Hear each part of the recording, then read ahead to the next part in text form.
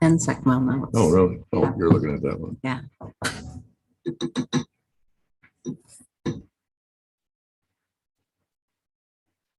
I'd like to call this meeting to order the Benzie County Board of Commissioners. Today is June 13th, 2023.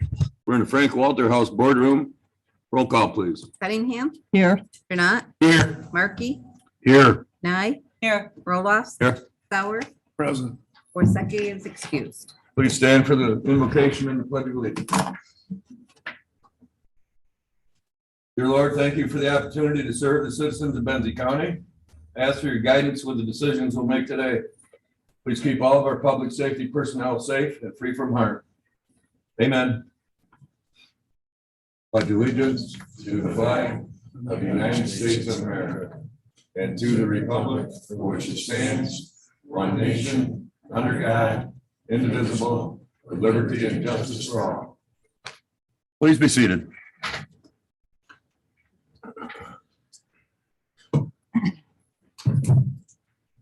There are no additions or changes to the agenda. I move to accept the agenda as presented. Second. Motion and support. Any further discussion? All those in favor say aye. Aye. Opposed? Approval of the minutes for 5/23/23. Commissioner Sauer had called. There had been a change I had to make on his report. I had put Lara in. It should have been Laura Barbara. Thank you.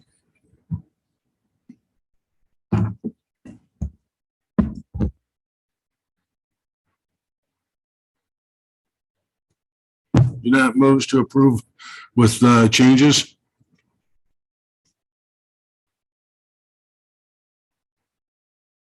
Support. Gary. Motion and support. Further discussion? All those in favor say aye. Aye. Opposed? Come on.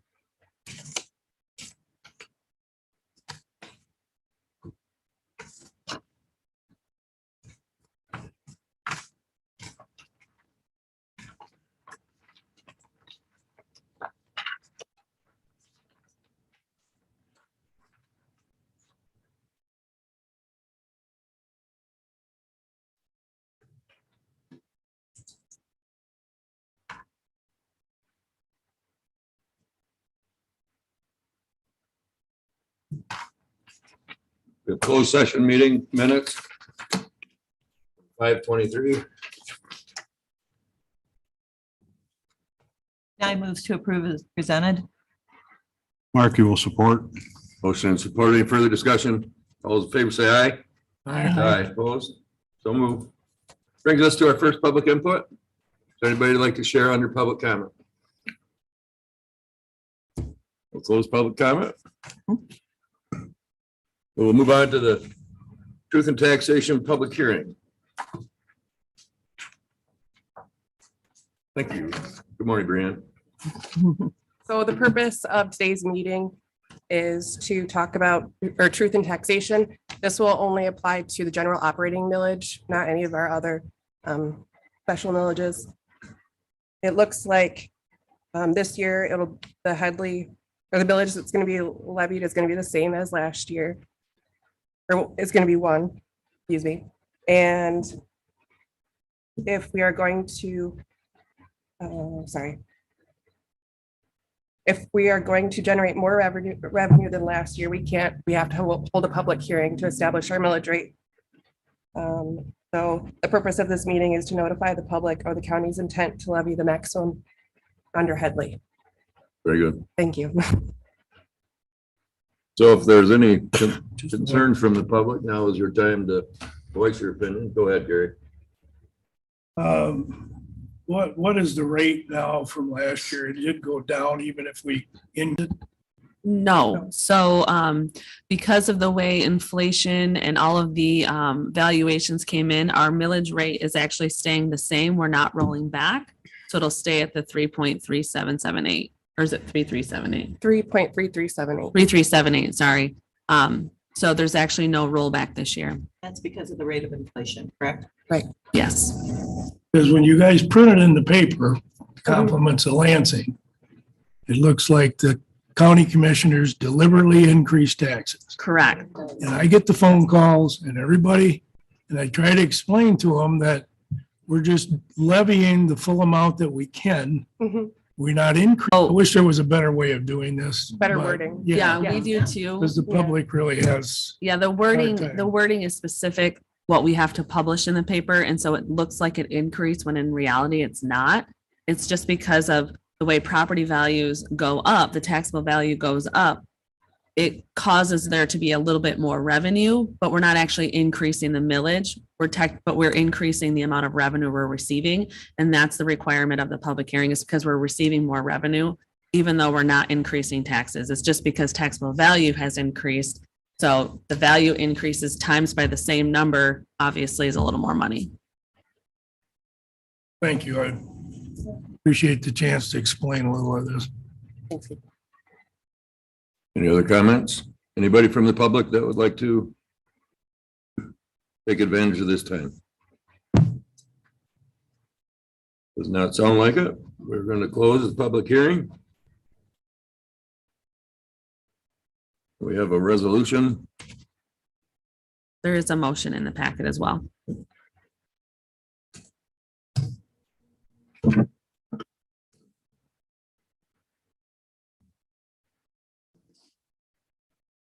Ooh.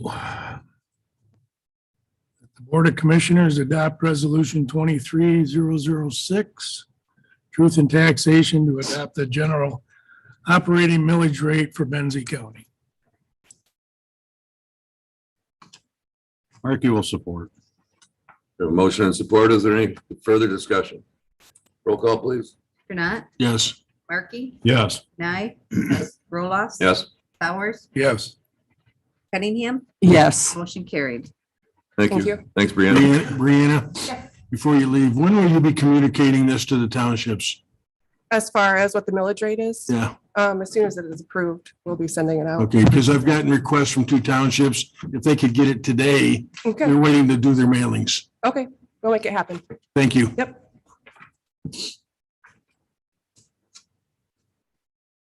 Finance is next.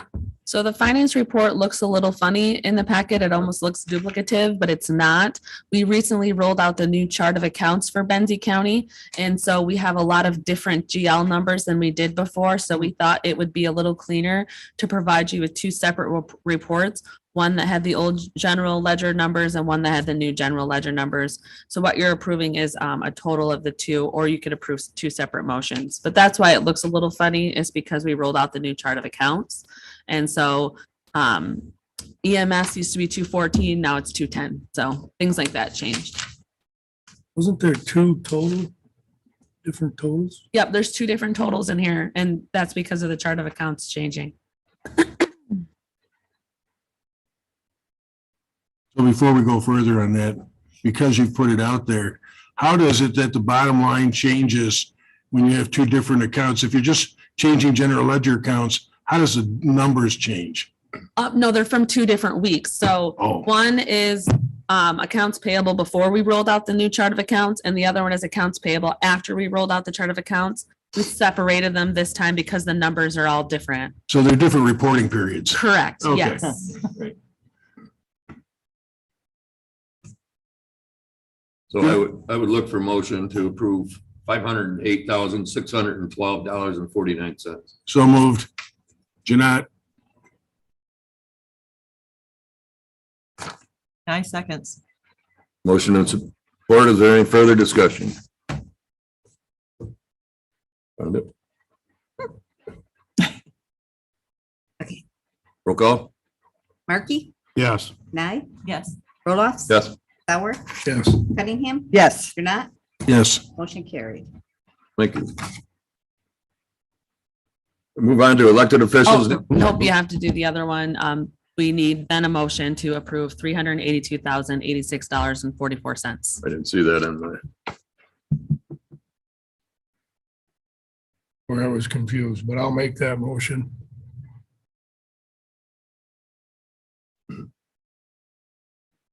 Janat Sports. Motion and support. Is there any further discussion? Roll call, please. Nye, Yes. Roloffs. Yes. Sauer, Yes. Cunningham, Yes. Janai, Yes. Markey, Yes. motion carried. Thank you. Now can we move on to elected officials and department heads? You sure can. Thank you. Sheriff?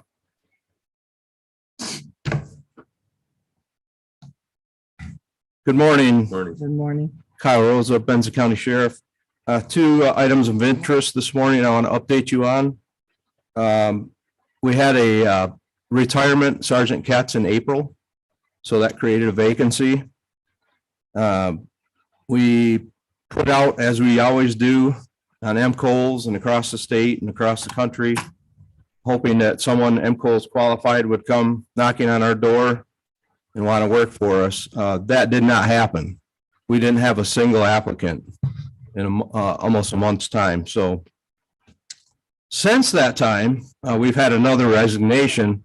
You may be aware of Deputy Miller stepped down from his position as deputy sheriff. So here we are looking for deputies. We've been talking with, it's kind of the atmosphere throughout the state. A lot of sheriffs are sponsoring folks to go to police academies. And we're fortunate to have a police academy at NMC right here in Traverse City, which is our backyard. They have started an abbreviated program where it's a 16-week program instead of a 2-year program. So we've been talking with the administrator and HR to see if we can't formulate a plan and get that in place. So those ideas are being sought out right now. We did have some interest within our office when it comes to sponsoring. We just can't find anybody that's already certified that wants to do the job. So wanted to update you on that dilemma that we have as we strive to protect our citizens and cover our road as much as possible. Sheriff Rosa, just a couple of questions on that comment. Yes, sir. Would it make you more competitive in terms of recruiting? I'm assuming you're talking about maybe underwriting their schooling, right? That's correct. Okay, would it make you more competitive, or is that just simply the way the business has gone? Kind of the way. That's kind of the way it's gone. The few MCO certified officers that are available are being tugged at by every police department, every sheriff's office throughout the state. And unless there's some tie locally, we're just not able to pull folks from that pool, if you will. So this is just another opportunity, another alternative to try and fill those vacancies with folks. With the college going from a 2-year to a 16-month program, did you say? 16 weeks. 16 weeks. I have to assume that there's certain skill sets, certain knowledge that's not going to get passed along in those weeks. How much risk does that put them at if they're at like a road patrol? Actually, that's really not going to be an issue because in the past, it was a 2-year program where they came out with an associate's degree. So the first year of college for them was Generally. reading, writing, and arithmetic, the basic things. Yeah. Okay. The second year was the academy, police, law enforcement involved things. So I think they're just going to progress through the actual law enforcement classes instead of all the other, which is fine with us. We have ongoing training as it is. We have FTO training that we'll have to do no matter who that person is to mold them into our agency and our community. So that shouldn't be a problem at all.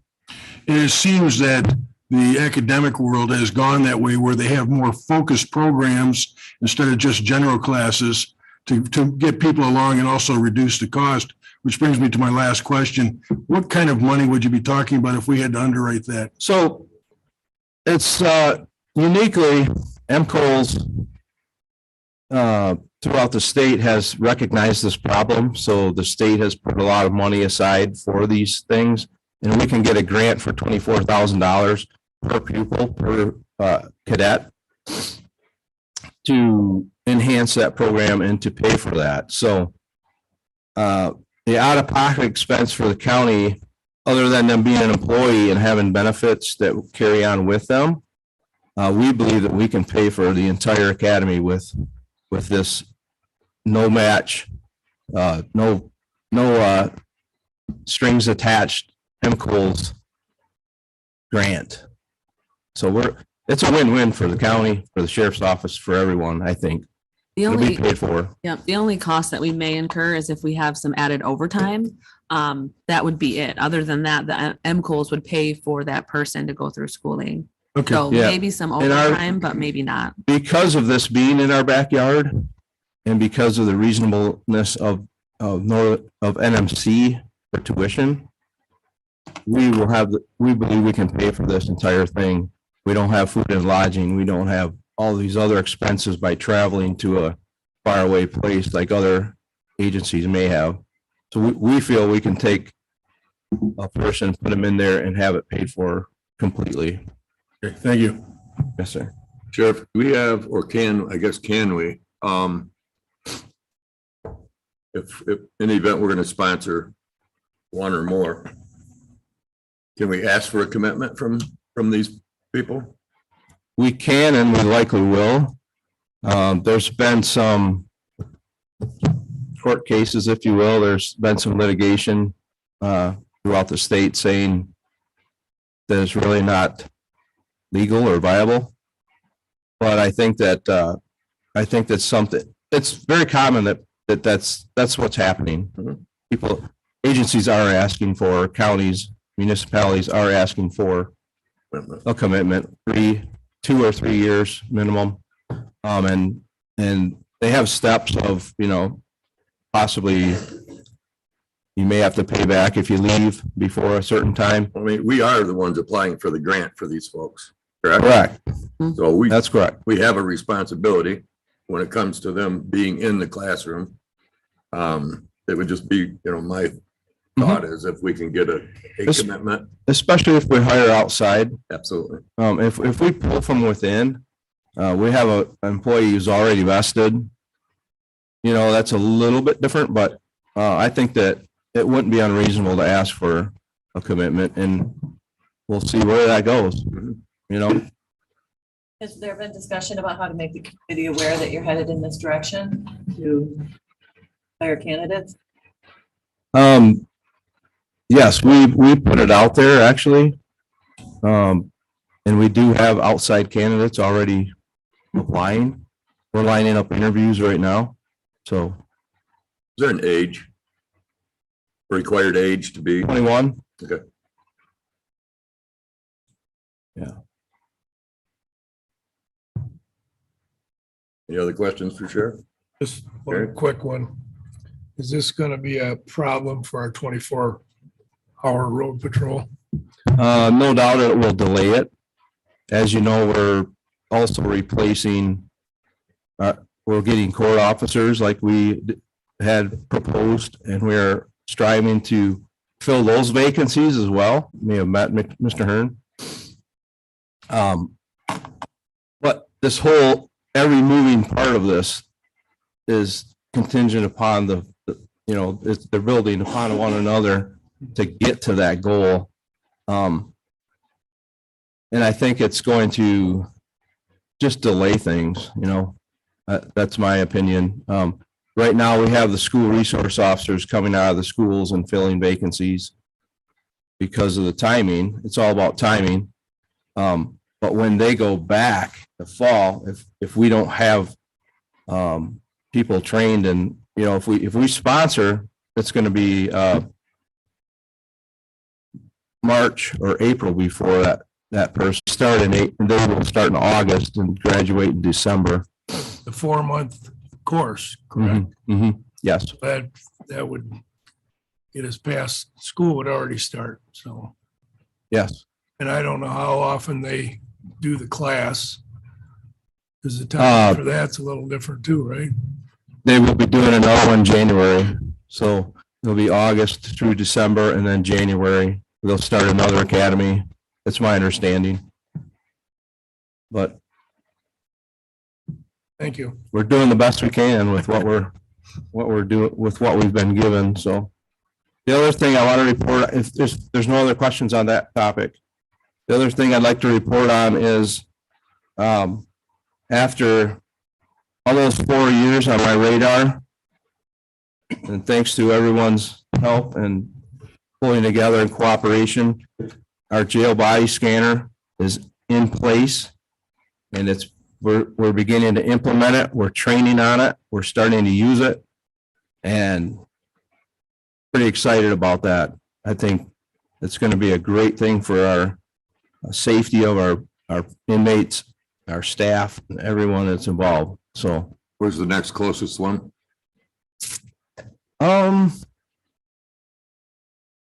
Manastee's getting one, but they don't have one yet. Manistee is getting one, but the next closest one that's the exact same model as unit as ours is Marquette, Yeah, I was gonna say the you. Marquette, Michigan. That sounds like an advantage to us. Is this something we can generate any revenues from? Probably not.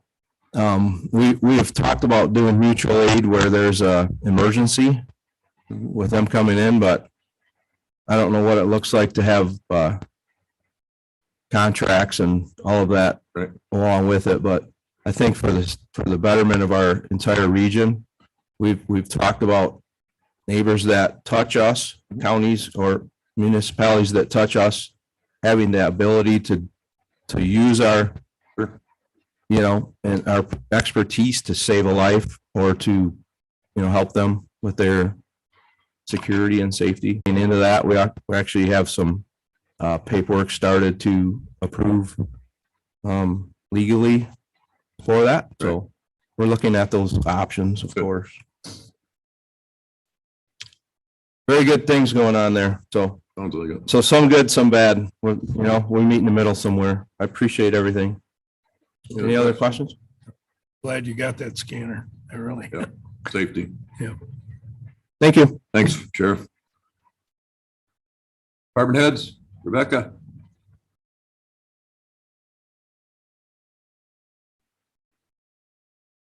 Good morning, Rebecca Huber's Office of Emergency Management. Two things, I'm going to be available and super excited that Ray's here to discuss our expansion project. I've been working on that for a really long time and look forward to that. And then I wanted to acknowledge that Benzie County Office of Emergency Management has groups of volunteers that work for them. We call them CERT, Citizens Emergency Response Team. You might see them at events. We were at like Benzie, we'll be at 4th of July, Ironman. They compensate or force multiply, as Frank would say, resources like the city police, the sheriff's office and whatnot. And I think we'll be at the LA 5K as well. I lost a CERT member earlier in the year. A lot of my members are aging, retired, because they have time to volunteer their time. So think of Red Cross and that kind of. Due to health reasons, and then I recently lost a young person. He was 26 due to health reasons as well. And I just wanted to acknowledge that even though they're not employees of Benzie County, they dedicate their time for the resources of Benzie County, and that we have good people working for us, even if they're not getting paid. Sure. So I just wanted you, if you don't know about my CERT team or whatever, they've been in the news a couple times, but you can't miss them. They wear bright highlighter yellow uniforms or vests, and they meet monthly here a Wednesday to plan for events for the county. Good. So, thank you. Thanks for the update. Any other department heads, elected officials? Kyle?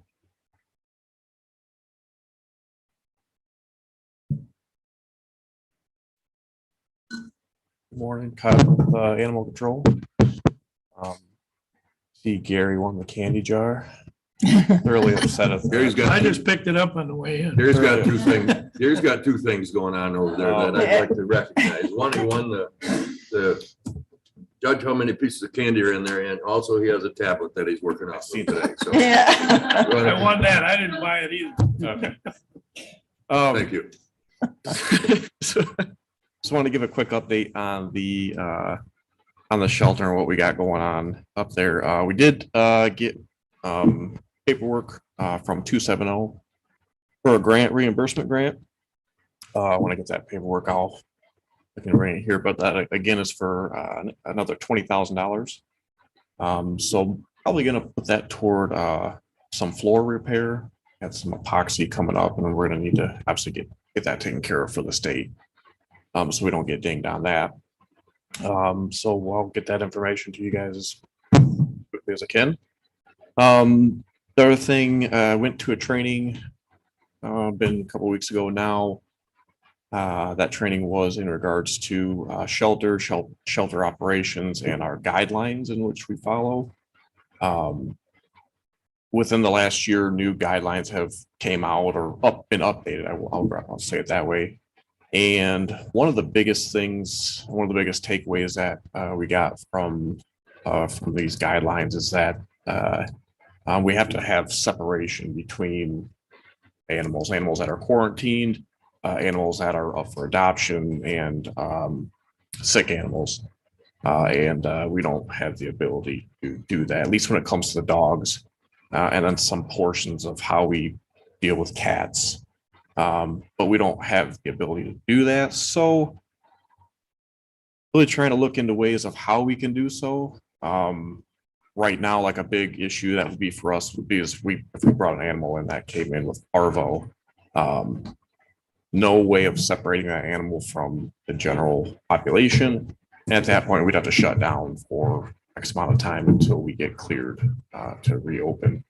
So what that means is any animal, let's say dog, any dog within that building, it's not going out, it's staying. So right now, generally with the animals that we have in right there have been in for a couple of months. So if we shut down for 2 weeks to a month, depending on how long it takes to get rid of that virus, that's just more time that those animals are in house and that we're having to care for them. So kind of a big issue. Another thing that comes into play is our yard where the animals go outside and do their business. If we don't catch a virus in time, by the time they hit that yard, we have to do a lot of that yard, which is why a lot of the shelters go to concrete yards, so that way it's an easy cleanup. Put a cleaner on top of that, and then it gets rid of it. But parvo stays on the ground for quite some time and picked up by other animals if they go into that same run. So that's one of the biggest takeaways that I got from there. Other takeaways is that they're trying to require us to vaccinate any animal that comes through the doors, which if vaccines are very expensive, and that's kind of a pain for us. One of the biggest setbacks that we're having right now, at least with municipalities compared to private shelters, is we don't own the animal when it comes in, if it comes in as a stray. And if we vaccinate that animal, we do any damage to it, say if it's already been vaccinated, it gets vaccinated again and it gets sick, are we liable for those issues, right?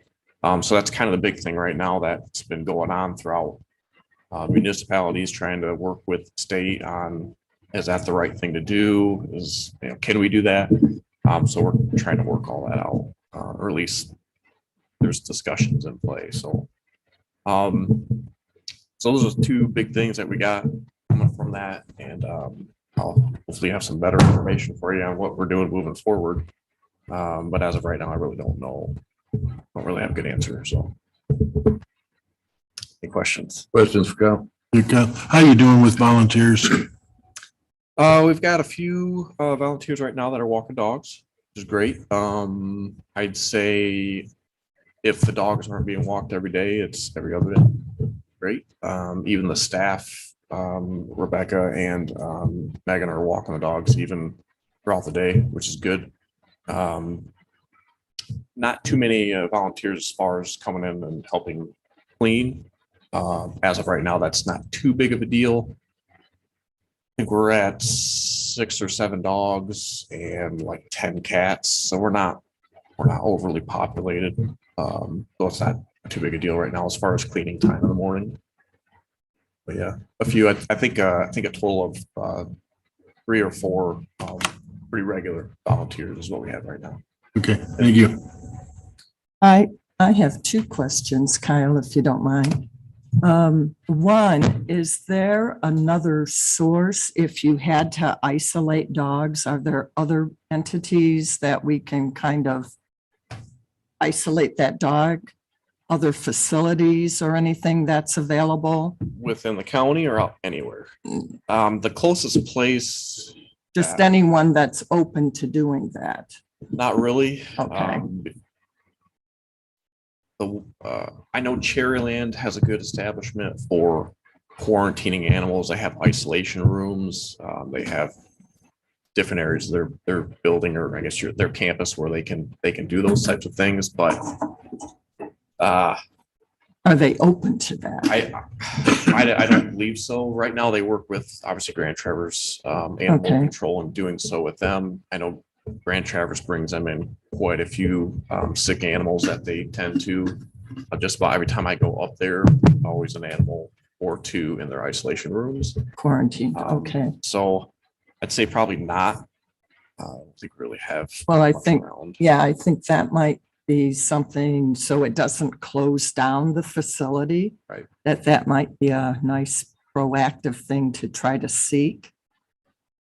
It would be, once that animal hits our doors, if it comes in, we don't know about it, we find out later, Yeah. it's still, then you still have to. after the quarantine them. fact. Yeah, you can't, I mean, if we knew beforehand somebody was bringing in an animal that was sick, if we could try to line something up prior to them coming in, then that's what we would do, certainly, because that we wouldn't have to shut down. But if we don't know and we catch it while it's there, that's it. You have to deal with it there. And okay, thank you for that. I was just trying to be, think proactively with that. So animals could be adopted out. We didn't have to close it down. Yep. And the second thing is, are there resources available somewhere that could grant us to take care of additional costs like vaccinations and stuff? Or dogs? I'm not sure about vaccinations. Or- I know the 270 grant that they were doing prior to covered space and neuters and vaccinations. If that's okay. something that they were willing to offer up again, the current grant that we've been offered is for like building maintenance for things that Oh, we need done around the office. That is something I could reach out and ask about. I guess I'm not too fond on vaccinating animals as they come through the door, simply for liability purposes, because I don't. But you said it's a state requirement. Not yet. It's Not a yet. Oh, guideline. okay. It's I it's a see. Okay, guideline. my misunderstanding. Sorry. Yep. So as far as building grants, I know the state offers some grants to help provide with getting the buildings kind of somewhat up to par. I don't know if we would qualify for that or not. I don't know. We'd have to look into it. Yeah. Thank you. Any other questions? Thanks, sir. Thank you. Any other elected official department heads? And when would you like to hear from Mr. Kendra? He's number 2 on action items. Okay. So we'll move on to action items. First one is the Spark Grant application. We do have representatives here from the Friends of Betsy Valley Trail. We've been talking about the Betsy Valley Trail a lot lately for different grant funding that's available through the federal government as well as the state of Michigan. We do have Lara and Jed here to answer any questions, but what's in front of you today is an application for a Spark grant to do a portion of the Betsy Valley Trail from Case Road to Thompsonville. Both the Betsy Valley Trail Management Council as well as Parks and Recreation has supported and recommended to this board the approval of this grant application. Benzie County would be the applicant of the funding, but these two fine people have really taken the lead as far as putting the application together, and will work with us to manage that. The Friends of Betsy Valley Trail have also taken action at their board level to cover any overages for this specific phased project. So if there's overages to construct that portion of the trail over the 400,000, which is what the grant application is for, they have agreed to cover those expenses as well. So we're really at this point the fiduciary with this project. They've really taken the lead to manage that for us. And so what is in front of you is to adopt a resolution as well as a site control agreement to apply for that Spark grant at the state level. Very good. Katie, in the past, they shared with us that the material they're using for paving will allow snowmobilers to still use that. Has anything changed with that? That's still my understanding, is the trail would still be open to all modes of transportation. Any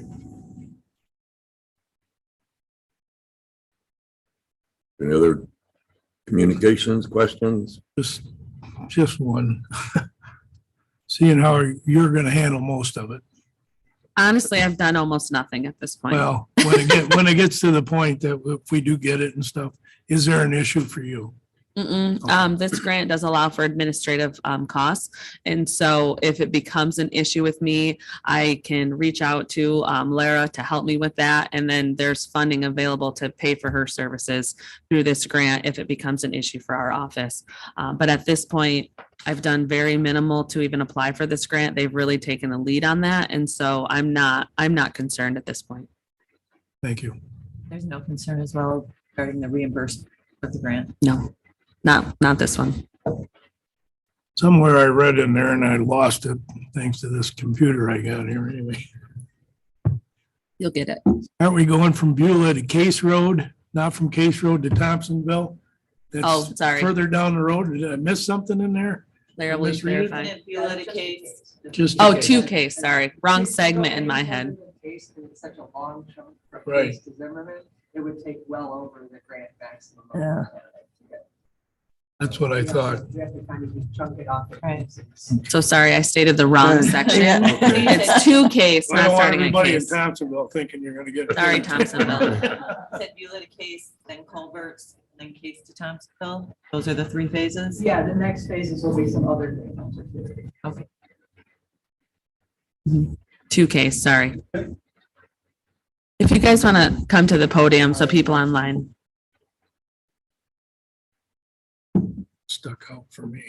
Yeah, the thinking is that because this particular DNR Spark grant has a maximum request of $1 million, but you're more likely to be funded if you request less than that. They're going to be able to fit more projects in. We're hoping that the smaller request also will make it more likely that it'll get funded right now. And then the next grant opportunity that we might want to discuss with you would be the one that's usually due in February to the U.S. Department of Transportation, which would be more of a transportation-based grant designed for those long distances to pave from Zimmerman Road all the way to Thompsonville. And then that grant, the RAISE grant through the U.S. Department of Transportation, also incentivizes some of this culvert replacement that would reconnect watersheds that are disconnected by the perched culverts underneath the former railroad embankment. But we'll probably enjoy the summer up here in beautiful Benzie County and then start talking about that with you folks in the fall, we're hoping.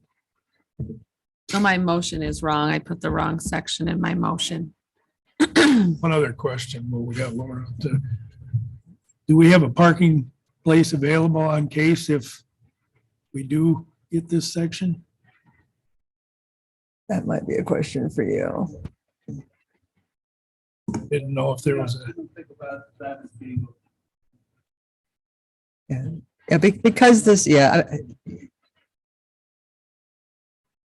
I think because this is starting at the existing trailhead building in Beulah, the thinking is that, usership won't dramatically change, other than that this opens up the trail to people of all abilities. And so there's probably going to be more people from the other end that can use it because it will be paved, and from the town of Benzonia and Benzonia Township, they can get onto the trail there where it's paved more readily than they currently can. And that's another point too, is that we have, I think, 148 individual supporters and 39 organizational supporters of paving all the way to Thompsonville eventually, including the Disability Network of Northern Michigan, which is in charge of making sure that people of all abilities can use the recreational resources in our community. Very nice. Yeah. So can I assume this is going to be resolution number 23-007? Yes. There's somebody who'd like to make that motion? I'll make that motion. I will make the motion that the Board of Commissioners adopts the resolution of authorization, resolution 23-006. Seven.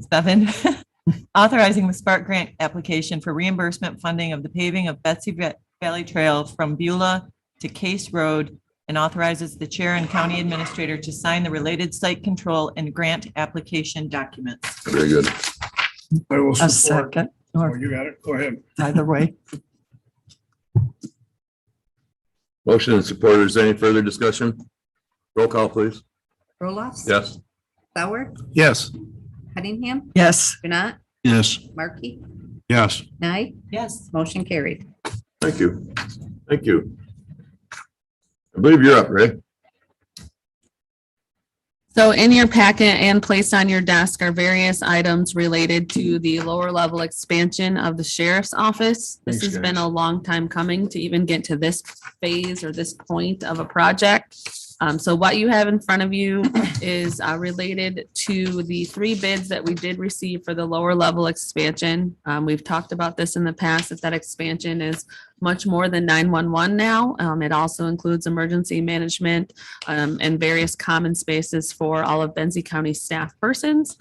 So Ray is here. He was our hired consultant to work with us in planning and drawings of this lower level expansion. He's here to answer any questions that you may have. I provided in the packet a funding structure that Shelley Thompson and I sat down and put our heads together to figure out how to pay for this. So that's in the packet as well. So the funding is there. Staff has met various times with Ray, and we have all collectively agreed to recommend Grand Traverse Construction, which is also in the packet. So if you have any questions, concerns, Ray's here as well as me and Rebecca, Corey, we're all here to answer questions. Thank you. Good morning. Ray Kendra, Environment Architects, Traverse City. So back in April, we worked with the Benzie team for several months in advance of a bid process that took place beginning in April, and then it ended in May. Typically what we do is we have a mandatory walkthrough on an existing building in particular to see who our bidders are going to be. So at that time, we had 4 bidders, which we were really happy about because we've had a hard time getting interest with as busy as folks are. So that was very positive. Of the 4 bidders that showed up at the pre-bid, we had 3 of them actually provided us bids, and that was relayed in that post-bid review memo that I put out. So we had bids ranging on the high end at $2,038,000, and the lowest bidder was $1,880,000. So that's about an 8% spread. We really like that too. If we can keep our bids between or less than 10%, that tells us that everybody was bidding the same thing. So that was positive as well. So we had one alternate in there where we're reconverting the exercise room. There's a cementitious fireproofing that's on the ceiling. We'd like to get rid of that because we're going to leave the structure open. So we did include removing that in the base bid. We did take an alternate to not remove that, and that was $13,500. Our suggestion was, let's get rid of it, because when you walk around, you see the activities, the training that's happening. I'm always coughing when I'm in that space. I'm sure the people that are using it are as well. So what we're going to do is we would replace that with what's called intumescent fireproofing, which is essentially a paint that kind of foams up if there was a fire. So that's included in our base bid. We did a post-bid review with Grand Traverse Construction, the low bidder. Nothing jumped out as being not covered, so we felt good about that process. I will point out that there's about $340,000 in what we call allowances. So when we do the bid, we put in numbers for certain specialty things, and those included things like dispatch furnishings, and then really a bulk of that was to do with the security, radio systems and everything else. And that would be working with the current vendors that are already servicing the 911 in the facility. So that is also included in that low bid number. Those allowances are part of that. So really what we'd like to do at this point is get the go-ahead that we could issue a letter of intent to Grand Traverse Construction. We've done a lot of work with Grand Traverse over the last 20 years, so we're very confident that they'll be a good fit for the project, and you'll be very happy with the work that they'll do. The only thing that's really sticking out right now potentially as a long lead item is the generator that's part of the project, so we'd really like to get them going and order that immediately, because there's potentially a 6 to 8 month lead time on that generator, which could kind of hold things up a little bit. But once they place the order, we'll get a better handle on what that number really is timeframe wise.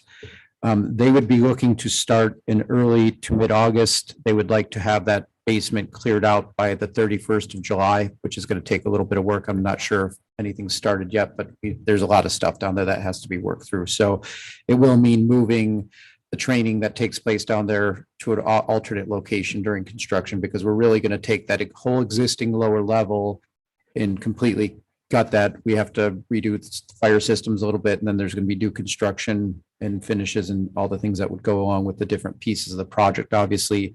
And then we'll also be adding that new stairwell that will connect the lower level to the upper level, which will be a benefit to the building, because you don't have that connection where you can walk inside to downstairs. Right now, you have to walk outside. So very positive stuff there. They think that the project will be roughly 5 months, and then there's about a month of the technology coordination things that'll take place at the back end.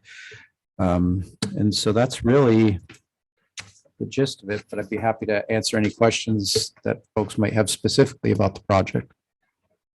I've got a couple questions, if I could. Appreciate you being here today. Absolutely.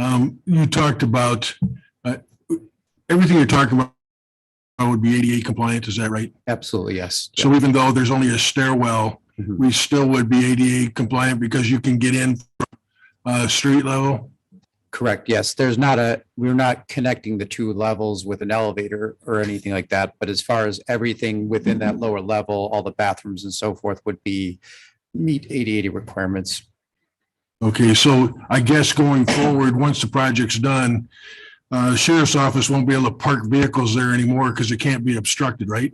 We're actually increasing the parking out there. So right now you just have a single driveway. We're actually going to be adding a little bit of paving alongside that driveway. So there'll be additional parking provided at that lower level. Okay, great thinking. And tell me, based on your projected build out, what's going to be the useful life of that space?